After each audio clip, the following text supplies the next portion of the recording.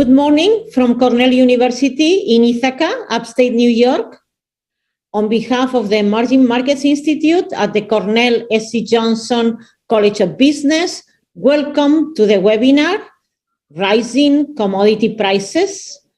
How high will they go? My name is Lourdes Casanova, and I am the Gail and Rob Cañizares Director of the Emerging Markets Institute. It was only 2 years ago, in the middle of the pandemic, that oil prices went into negative. Oil companies had to pay to store their oil. 2 years later, we suddenly, with the terrible war in Ukraine, we realized that Russia and Ukraine were major suppliers of wheat. They supply 23% of the world production, maize 18%, and 64% of the world sunflower. And also realize that Russia is a major supplier of oil, the third largest in the world, and also the second largest producer of gas, and also metals that are very important for our industries, nickel for batteries, palladium for car exhaust systems. These supply shocks in these commodities have produced shortages and obviously higher prices, and all this with a wide variety of consequences. Even prior to the war, we had inflation. But of course, the inflation has grown in these last months. And in this country, we see 8% inflation in February, for instance, the highest in 40 years. These high commodity prices made us think that inflation is here to stay. And as a consequence, central banks have announced tighter economic policies, tighter monetary policies. The Fed, for the first time since 2018, increased the rate by 25 basic points. The dollar, the refugee currency of choice, is at a very high. And in the annual meetings of the IMF, the forecast for economic growth was revised downwards. Global growth at 3.6%, the Eurozone at 2.8%, and the US at 3.7%. And in fact, this morning we woke up with the news that America's economy declined 1.4% in the first quarter of 2022. In emerging markets, although the forecast is a little bit higher, still there are question marks regarding China, the forecast between 4.4% and 5%. So is this the beginning of a commodity super cycle?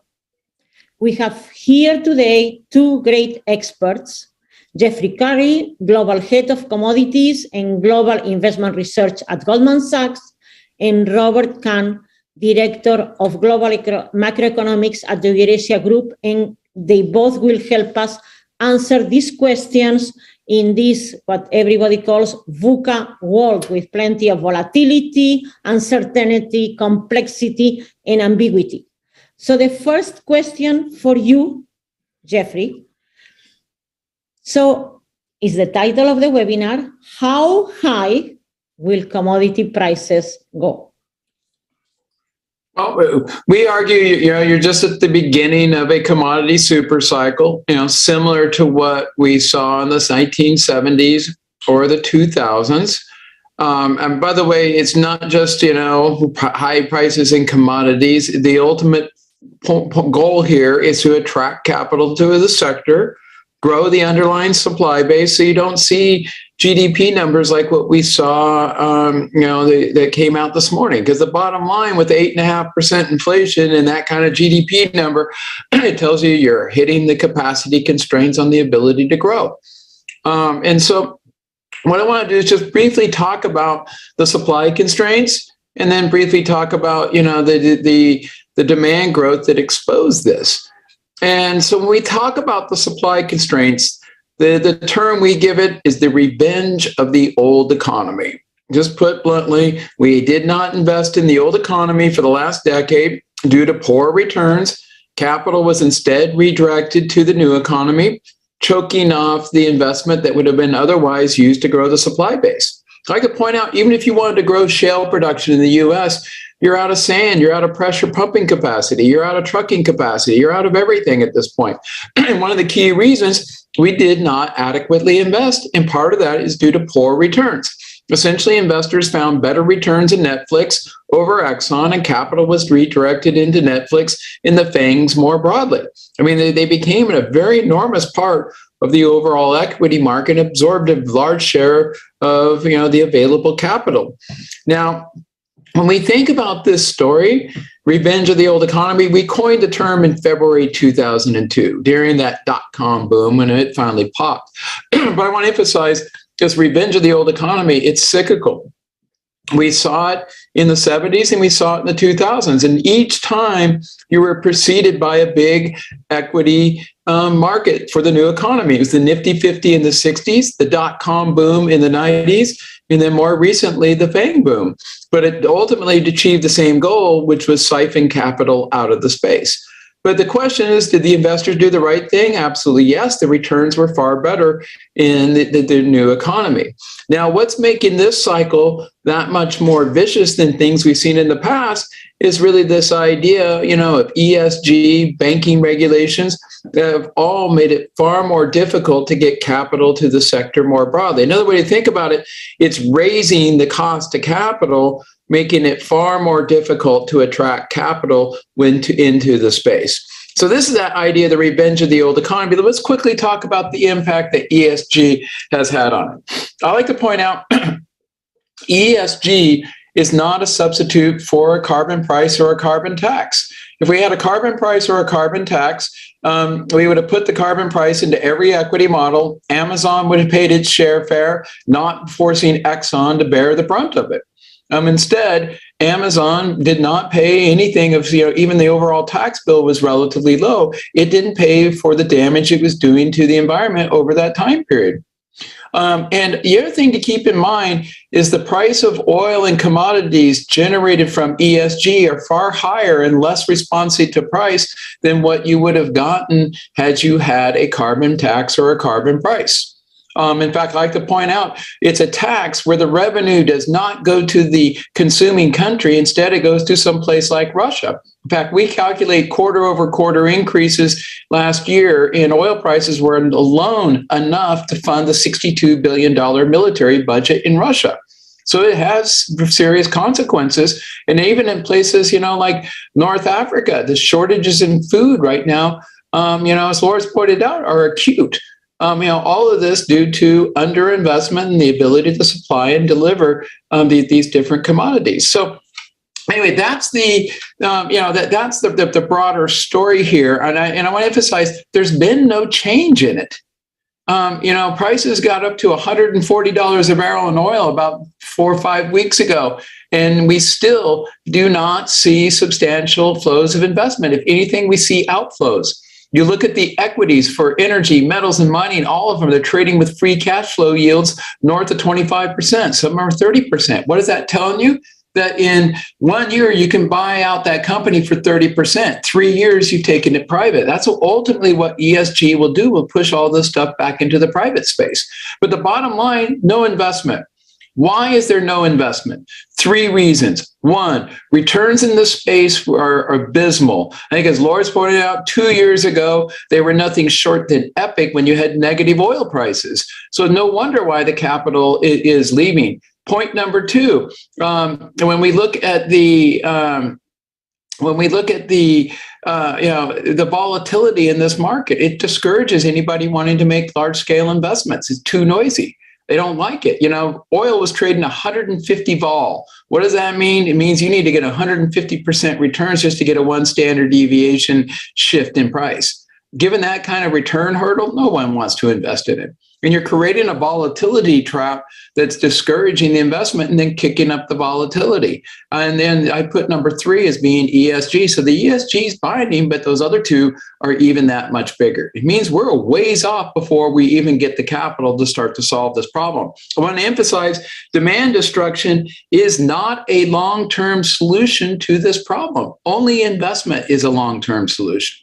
And so let's turn and quickly talk about demand, because a super cycle story not only needs to have structural supply impediments, but it also needs to have, a structural rise in demand. Before I do that, I want to point out a point. Only low-income groups can create commodity bull markets inflation. And to understand why that's the case, let's take corn. Do high-income people consume that much corn than low-income people? No. Is there very many rich guys in the world? No. Low-income people control the world's volume, while the high-income people control the dollars. When we think about commodity markets, they're volumetric markets. Anything in the physical world's volumetric. Anything in the financial world is dollars. So let's take, what do the world's rich control? Dollars. Can they create financial inflation? Yes. Can they create GDP growth? Yes. They just pump money into the economy. Can the world's rich create physical good inflation in commodity bull markets? Numerically impossible. There's not enough of them in the world to do it. Only the world's low-income groups can create it. What was the China supercycle? 400 million low-income rural Chinese. What was the 1970s? 250 million low-income rural people in Europe and the United States that benefited from the war on poverty. So the key point here is only the low-income people can create this. By the way, why were returns so bad following 08-09? What was the financial crisis? The subprime crisis. It was too much lending low-income groups. What was the knee-jerk reaction by regulators? Cut the credit to the low-income people, cut austerity in terms of fiscal transfer, and QE, which benefited the high-income groups or the low-income groups. You pulled the carpet out from underneath them. Returns collapsed, money disappeared. What happened on March 2020? COVID. COVID was a crisis of inequalities, and it forced governments around the world to focus on the disadvantaged groups.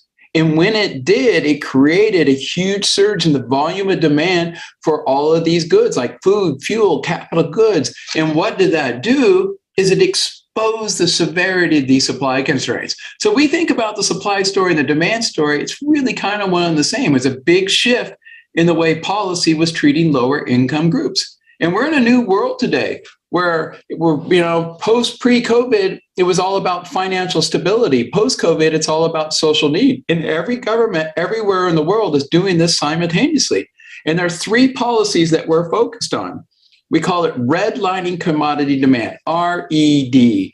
The R stands for redistributional policies. That's like, the American Recovery Act or the furlough program here in the UK.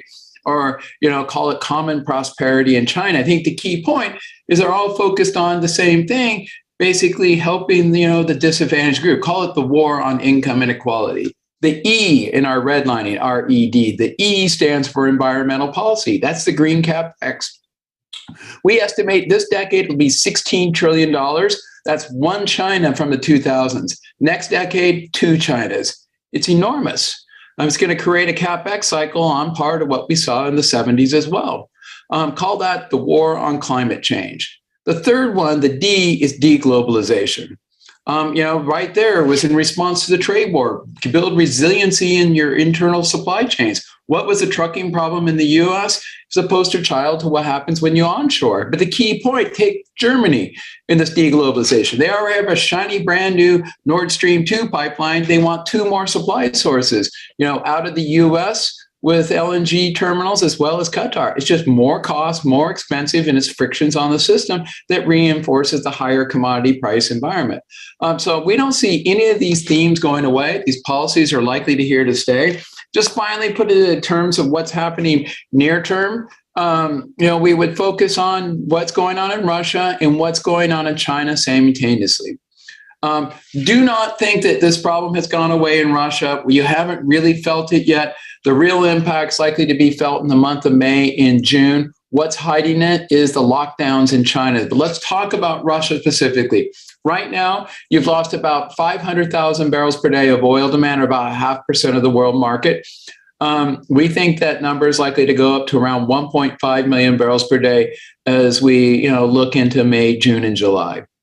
That's significant. A lot of that's going to be products and markets that are already relatively tight. One of the reasons you haven't seen it is the sanctions don't begin to bite until next month. Also, the people transporting this have been slow steaming it, trying to figure out where the destination is likely to be. So the full impact is in front of us. Turning to China. When we think about China, there you've lost 2.5% of world oil demand with the lockdowns in Shanghai. We call that 2.5 million barrels per day. But they're putting a lot of stimulus into infrastructure right now. Think about what China's doing. One foot's on the accelerator, the other one's on the brake. They're about ready to let off the brake. You got the foot on the accelerator, no supply sitting in it coming out of Russia. These markets are teed up for a very explosive second half of this year. Our target on oil is $125 a barrel. Copper's $12,000 a ton. Those are, significantly 20+% higher from current levels. The ones I would be watching, I think, as Laura's pointed out, the grains markets, our target, we could potentially see $10, corn to the upside there. So a lot of potential upside as we go into the second half of the year. So, we want to argue this is just the beginning. Demand destruction is not a long-term solution to this problem, only investment. And hopefully we're going to see that investment in coming years. Thank you very much, Jeffrey. A lot of data and very interesting, this RED acronym, redistribution, environmental, deglobalization, while actually we realize that we are in a global world. We need gas and oil from different parts of the world, which is very interesting. Resilience, but at the same time, no choice. We need to buy gas, oil, wheat, corn in global markets. So very interesting paradox.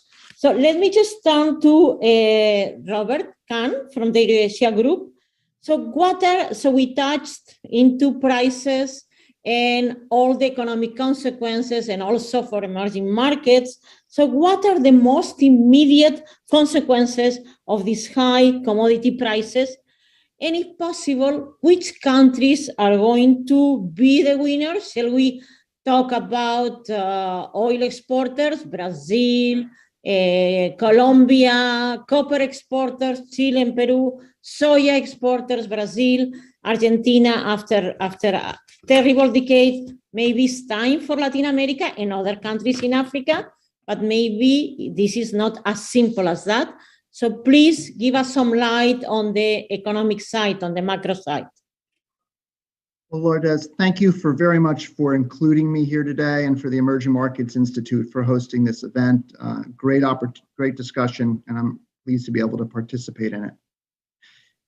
I want to answer your question directly, but to get there, I want to take a step back and start with the Russia-Ukraine war, because how you view that proceeding will very much drive our answer to that question today. Jeff touched a bit on it, and I want to go into some more depth there. This war represents a material, continuing shock to commodity prices and to the outlook for economic activity more broadly.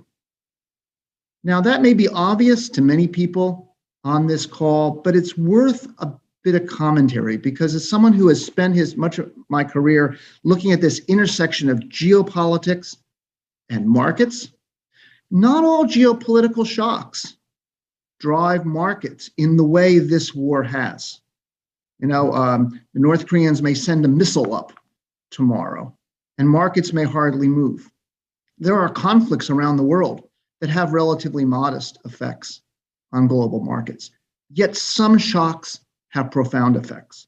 And this is one of them. And it is interesting to think for a moment about why this war is having profound supply and demand disruptions.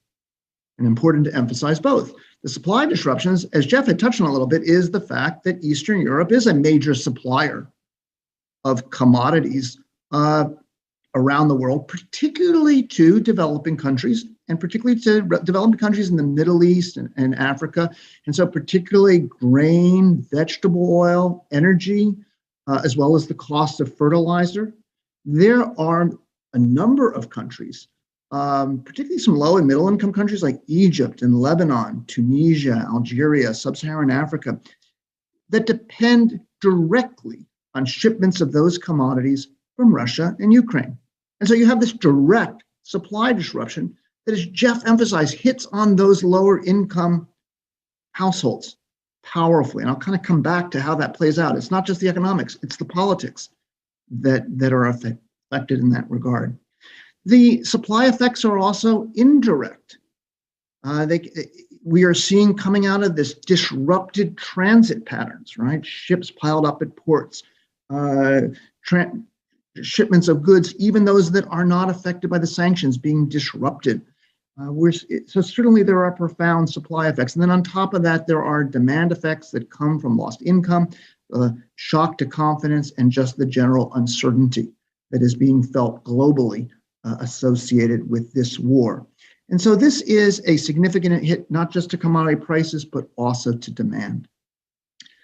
I think it's important to emphasize we can't look at this just in isolation. This is the third year of a pandemic that has already proved very disruptive.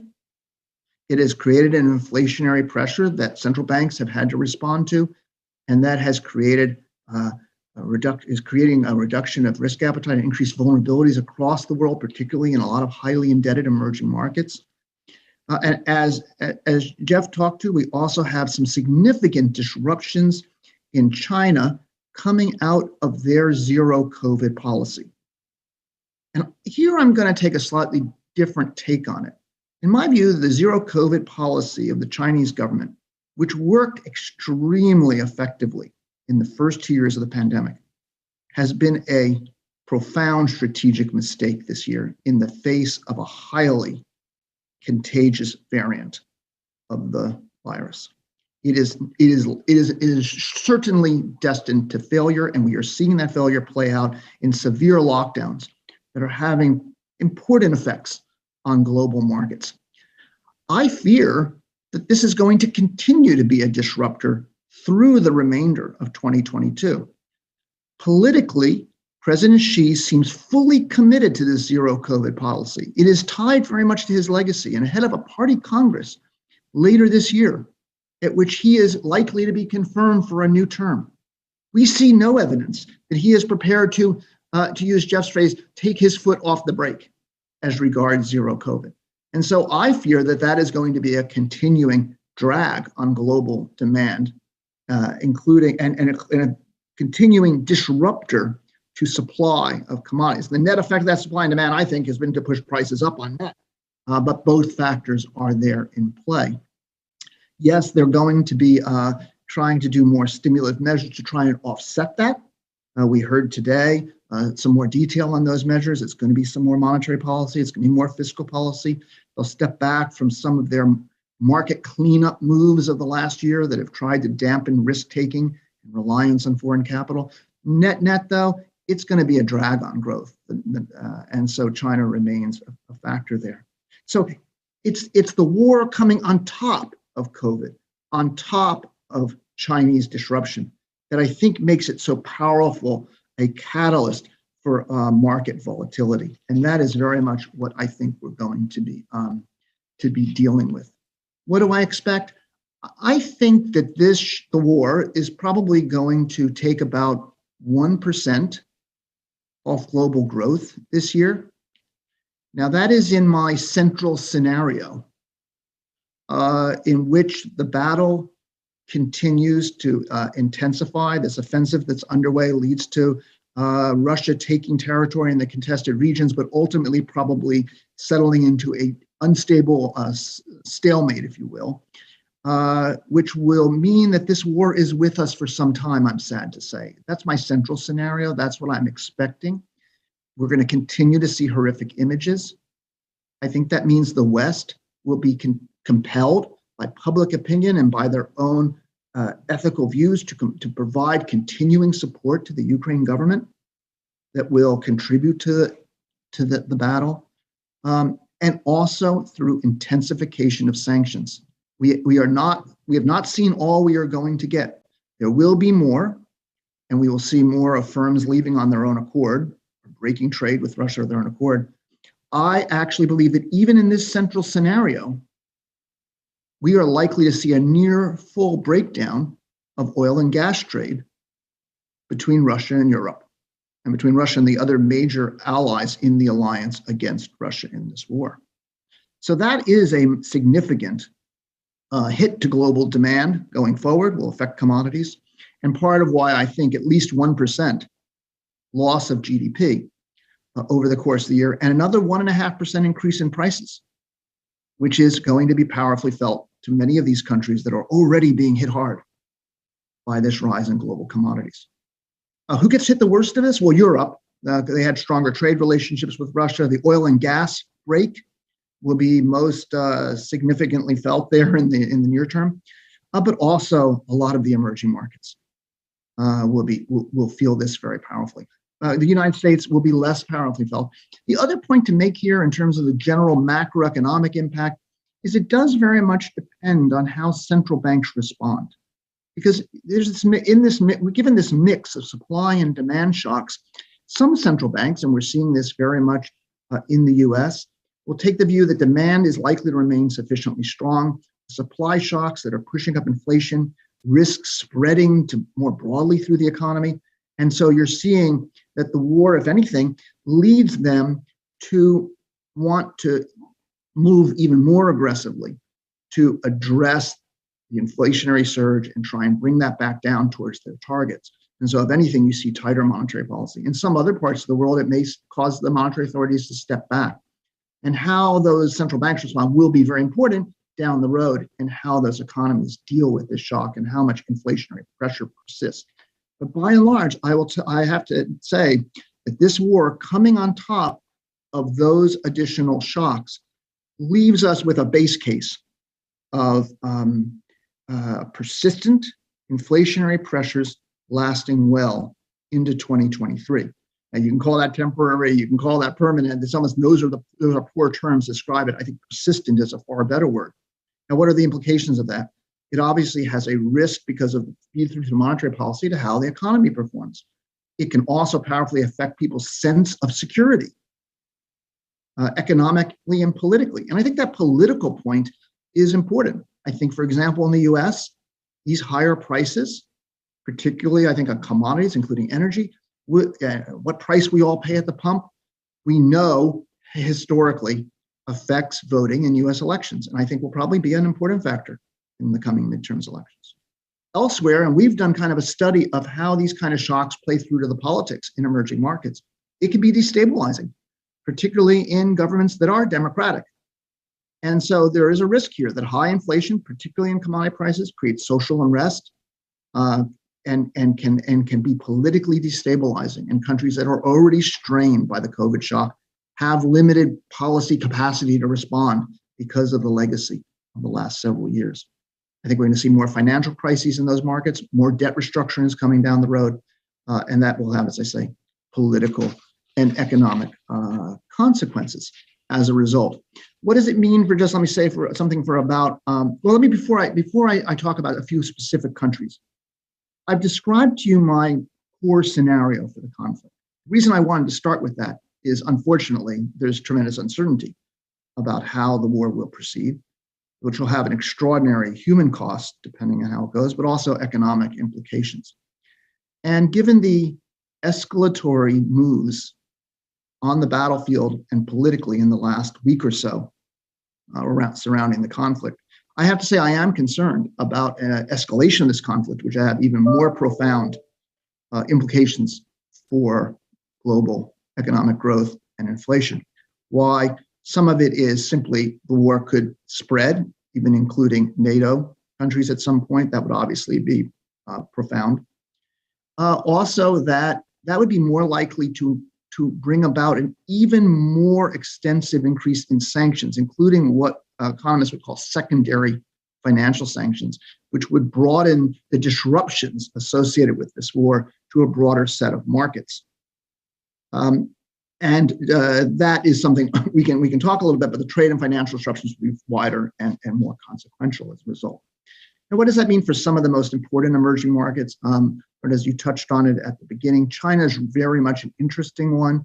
The government is at least said they're committed to 5% growth. The IMF and the World Economic Outlook, and in the meetings last week, said 4.4%.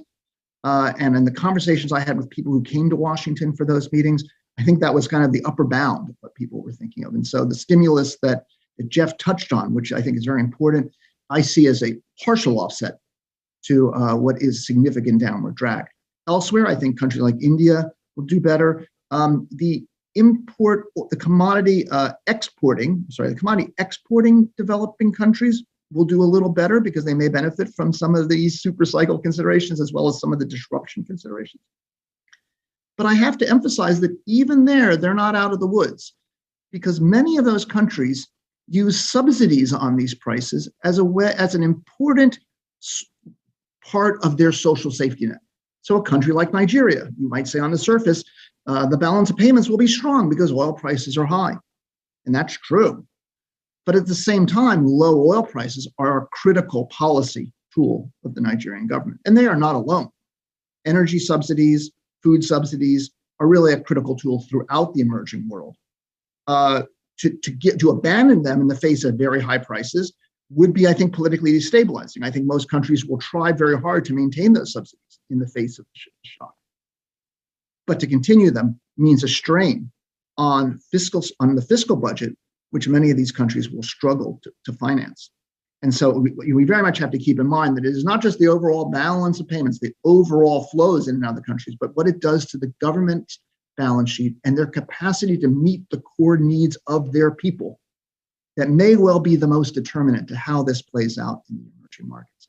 So where does this leave me? It leaves me with a view that we are at a very fraught time for the global economy, in which we have tremendous uncertainty, geopolitical and economic, and I really am concerned in ways that I have not been for some time about where we go from here.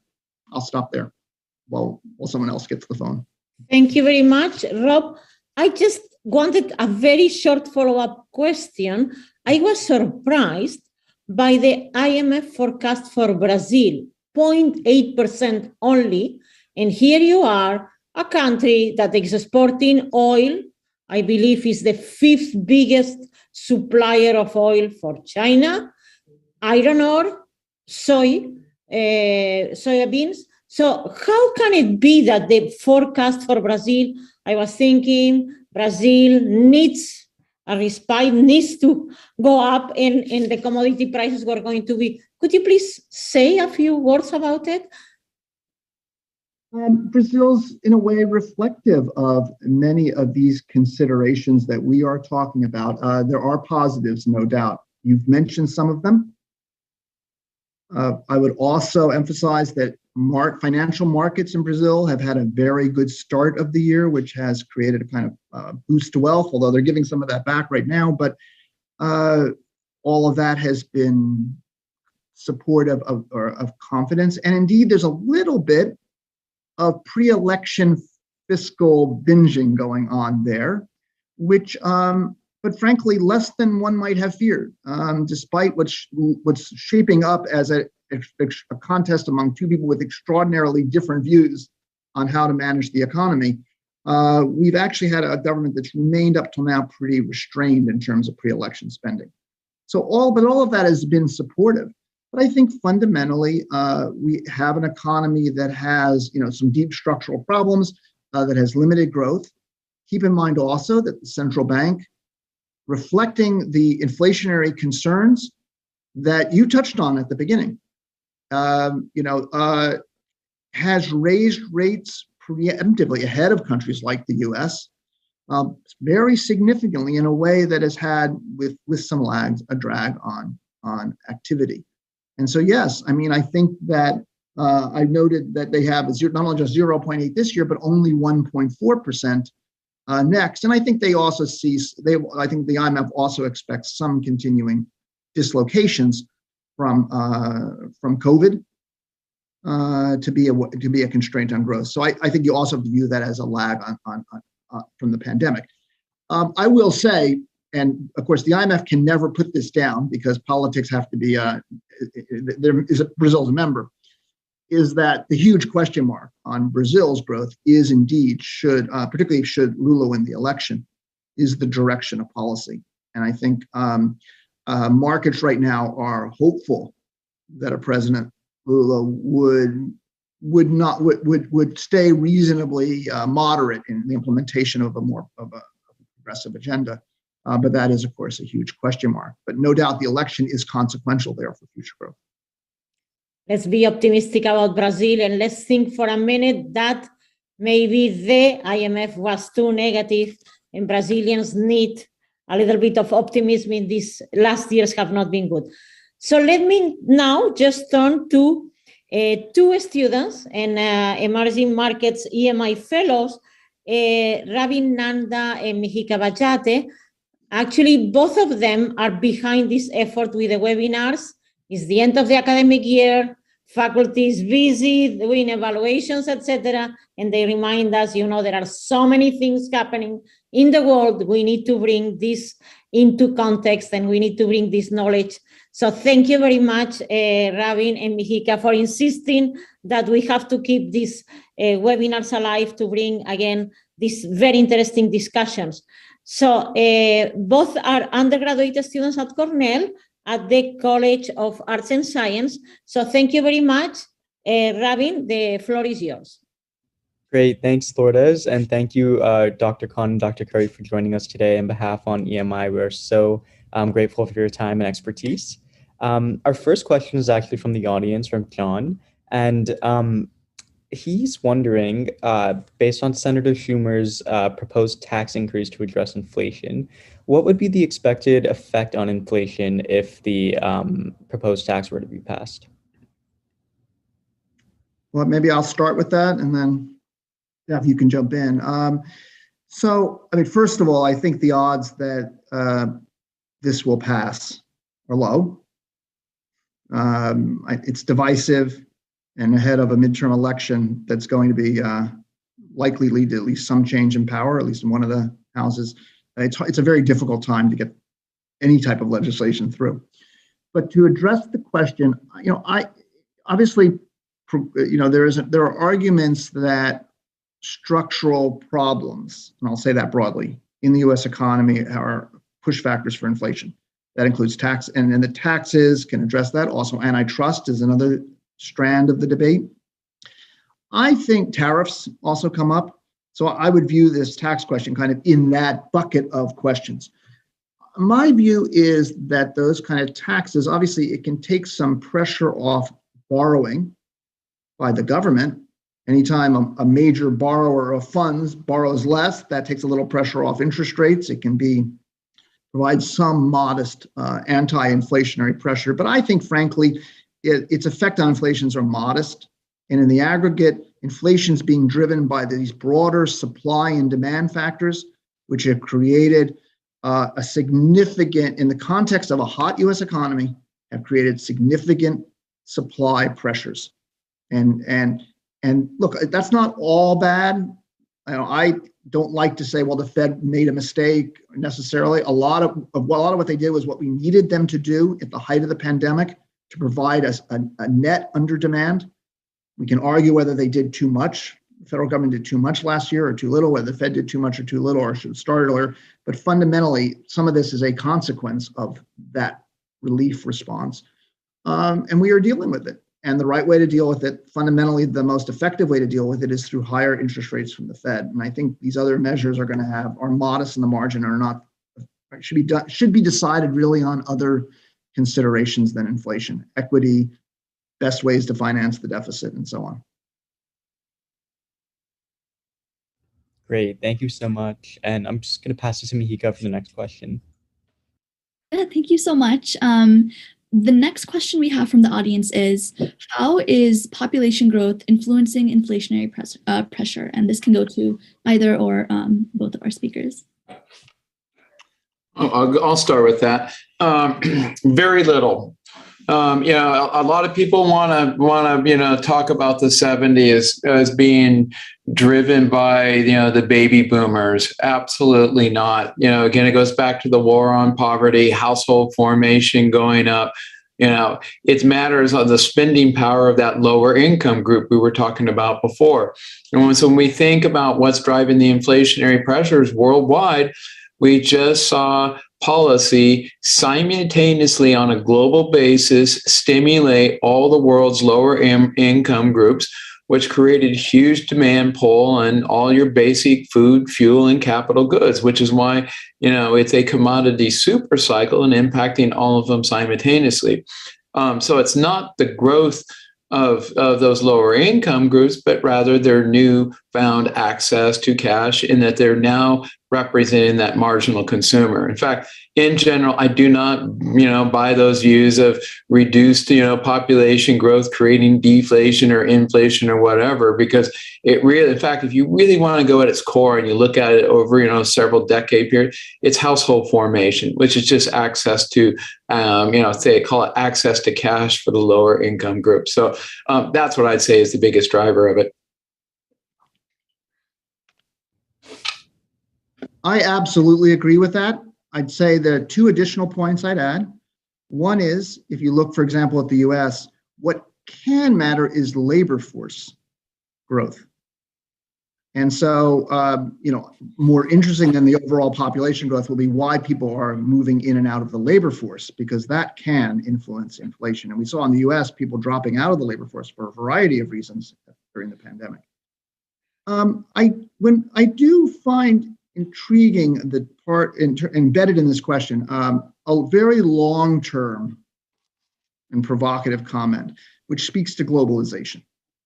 I view COVID, I view this war indeed as well, as in a sense an accelerant of a trend that was already underway, a pulling back from kind of the hyper version of globalization, the idea that supply chains should be stretched across many countries, assume very easy to move things around. There's going to be more focus now on resilience, on trying to have the capacity to adjust to shocks of the sorts we've seen. And that in some sense means that we all are accessing global labor in a different way than in the past. Indeed, there used to be an argument that one of the factors keeping inflation down was the integration in the global marketplace of labor forces of China and India and other countries that hadn't participated in the global marketplace. Now, of course, Russia is not participating in global markets in the same way. I do think we will have an interesting question in the longer term about how our economy is different in the future than in the past as regards globalization. That might affect the way in which populations drive price formation, but absolutely in the near term, I fully agree with Jeff. Awesome. Thank you so much, both. Our next question is about oil and gas pipelines. And what do you expect the future of the U.S. gas and oil pipelines to be? Do you expect them to be repurposed or become stranded assets? You mean, the pipeline network that goes through, basically from Texas up into that Chicago area. By the way, all of those were originally oil pipelines, repurposed to being gas pipelines, back to being oil pipelines. By the way, first time we ever used gas was in World War II, was to move it up there, use it to those oil pipelines. The bottom line, we could end up using them for hydrogen in a decarbonized world. By the way, moving hydrogen is a real pain. But hydrogen could be potentially moved that way. Ammonia is another one. It's really difficult, but it's but I think that's way off in the future in terms of thinking about this. But it's not like, hey, if oil is done, you're gonna get rid of these pipelines. There's other sources of energy that can be moved around, and the one I would probably focus on if hydrogen ends up becoming a real viable carbon-free energy source. The only thing I'd be, cautioned about hydrogen, remember, it was the Hindenburg and, the 1920s that blew up. This stuff's really difficult to move around. But that's what I would say the repurposing that people are focused on is, is movement of hydrogen. I don't think you can move it, but we'll see what happens. Thank you. Our next question is, how can the U.S. ensure the supply chain of electricity will meet increasing demand as we move from fossil fuel to renewable energy sources? I'm going to take this and just be really, what did I learn from happen with Europe is, the core of that crisis is the wind quit blowing and power generation was down 20%. One thing I did a little investigation looking into this. One of the complications of climate warming, wind speeds drop and wind patterns change, which actually begs the question, why are we using climate-based energy to fight climate change? Just think about that. This is not I don't think this is going to be an isolated problem in any shape or form, but I think it goes to your question, which is the reliability of electricity production. I come out of this watching all of this. There is only one solution here, given the technologies at our disposal, and that's nuclear. And here's another thing to think about the lunacy of I used to be a big fan of renewables. The more I watch it, I just go, how do we ever get down this path? It's kind of like ESG. Think about the following. As we went from wood to coal to oil, what happened? Energy density went up. Waste is directly proportional to energy density. If you want to become more dense than oil, what's the next step? Nuclear. But where do we go? We're going towards renewables. You're going the other direction. The density is worse than wood. Think about how much damage you're doing to the environment and so on down the list. And also is the amount of carbon used to be able to create the renewables. And I know there's a lot of politics, particularly in Europe, around nuclear, but the microreactors, they're like building cars. You do them in a factory. Where you can actually roll them out. And actually, see, that's the point. More people die from turbines, ice coming off the wind turbines, than they do from nuclear accidents going forward. Even Fukushima was not, it's not this devastating. I'm not going to get in the debate about, the potential side effects there. But bottom line, more people die from coal, from, lung cancer, things of that nature. What we can learn by watching what happened out of Europe this far is reliability, which is, I think, at the core of your question. Reliability is critical. And if you're actually going to decarbonize and do it at a very rapid pace, scale it up, we're going to have to rely tremendously on nuclear power. And again, the micro technologies, I think, are significant. So, the bottom line is when people ask me what are the big fuels you need to focus on, I'm going to throw uranium in that and nuclear, because I just think that's going to have to be an important part of this process. Mahika, can I add just one data point to this question?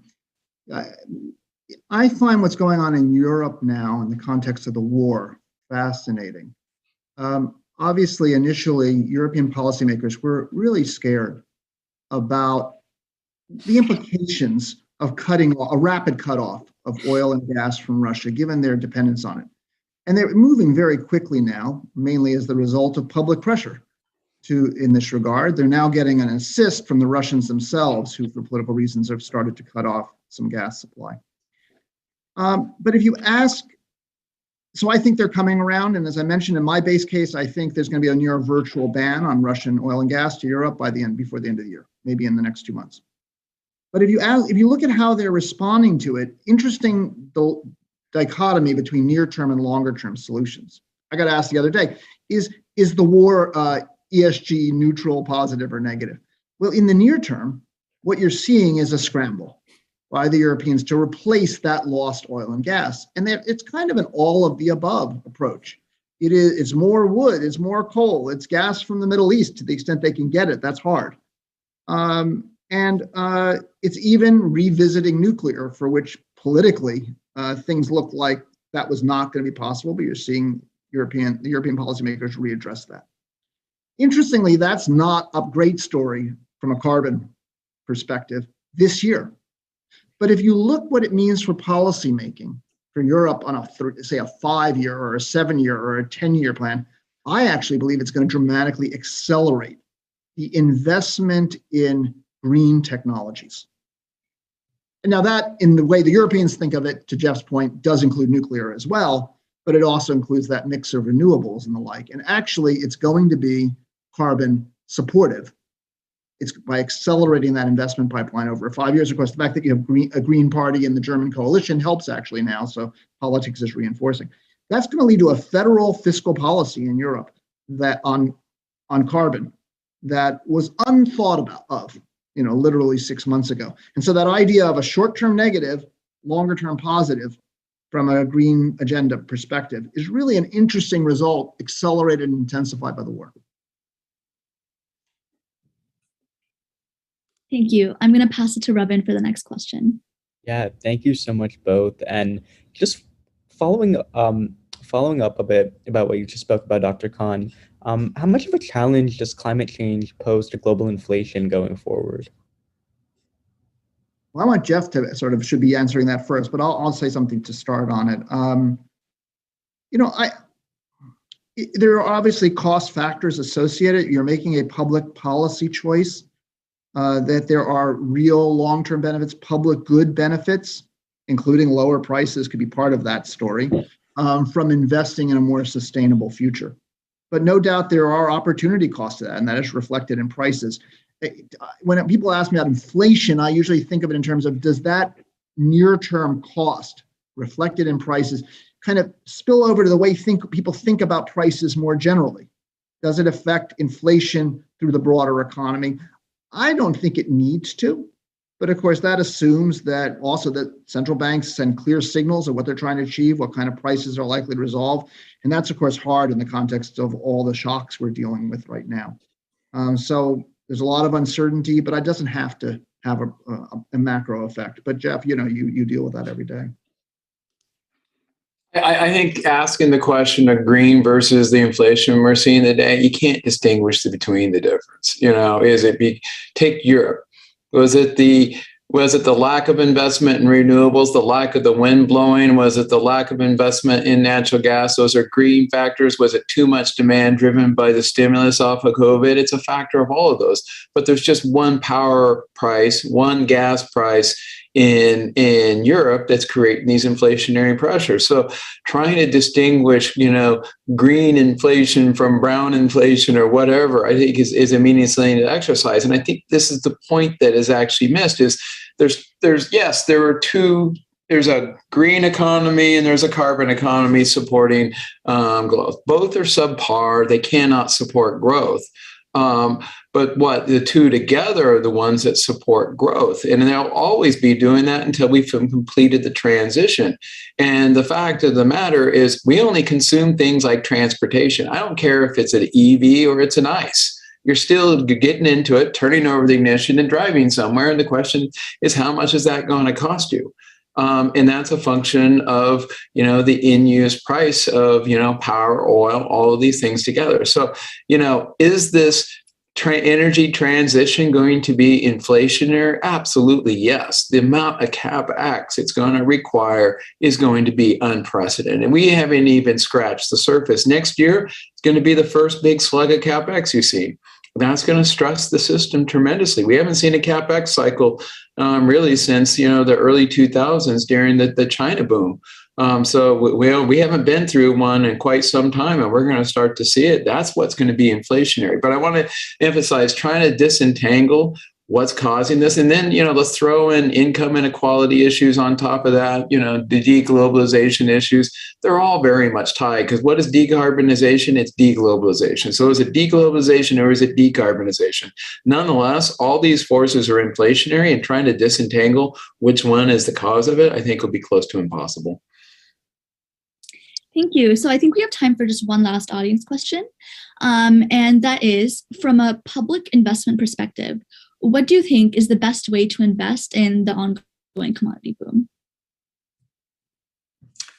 In my view, is just, the one thing I've learned in watching this over the last, call it 6 months to a year, Nobody has to buy a financial product. Nope, nobody does. Hence, look at energy equities and everything like that. Somebody, in contrast, has to buy a commodity. They have to buy food. They have to buy fuel. The closer you can get to that captive consumer, the better the returns are going to be. So that would mean buy, one of these indices, like, these commodity indexes, like the ICOM, the BCOM, something like that. Probably the one that'd be easiest would be the BCOM, which is the Bloomberg Commodity Index. But I think the key point here is do not buy an energy equity or metals and mining equity thinking you're going to get the same story play out. Because one thing we certainly have witnessed over the last, I'd say even 3 years, no matter how the good fundamentals of a stock are, nobody needs to buy it. And because of that, these things are tremendously undervalued, and there's no reason to think that they ever will become valued. They could end up becoming private. So moral of the story is buy the commodity itself. And I would just add from a macro perspective, the U.S. economy fundamentally quite strong, but we have just been subjected to an extraordinary range of shocks. And there are important ways in which one thing I can be sure about is that the U.S. economy is going to look different and operate differently coming out of this than it did in the past. The way in which we work, the way in which we communicate, and also the investment dynamics, including the level of inflation. I have no great confidence point that we would return to the period of very low inflation and stable prices that we lived through over the last 20 years or so. Now, in saying that, I am reflecting a certain amount of gray hair. I grew up in a period of much higher inflation and unstable inflation, which had profound effects on investment and with lasting consequences. So I think you are very much influenced by when you came of age as an investor or as an observer. But very much that has created a sense of mind that we do very much have to have an idea of what the post-COVID world will look like in framing our views. Thank you so much for your answers to these questions, and thank you to the audience for submitting all of these amazing questions. I am now going to pass it back to Professor Lourdes Casanova to wrap up. I would like to finish with a personal anecdote because you, Jeffrey, talked so much about nuclear and how difficult these decisions are. So I was a young student in Holland when Chernobyl happened. And that Monday, there was a referendum regarding nuclear power. And then Chernobyl happened. If Chernobyl would have been in Holland, Holland would have disappeared as a country. So then the referendum was canceled. And of course, the decision of Holland had repercussions in Germany. And Germany, of course, and Holland turned to gas from Russia as a source of energy. So these decisions are extremely difficult. We probably will need a pool, as you were saying, Jeffrey, of different sources of energy. And definitely all these things have tremendous consequences. Let's hope that from some emerging markets, the oil exporters, the commodity exporters will be good news. And at least these countries will be able to help those that are more difficult. There are news also whether India should start exporting also agricultural products in other countries as well. So let's hope that solutions can be found and we see a more rosy picture in the next year or so regarding the situation with inflation and high commodity prices. So to be continued, this is our first discussion. And of course, depending on the circumstances, on the war and many other factors, things will go one way or the other. So thank you very much, Jeffrey Carey from Goldman Sachs. Thank you very much, Robert Kahn from Eurasia Group. And thank you, Ravin Nanda, Mihika Bajate, great students from Cornell. And thank you to the eCornell team, who is always a pleasure working in partnership with you to organize these very interesting discussions. So thank you all, to be continued in our next webinar. Thank you. Thank you. Bye-bye. Thank you, bye.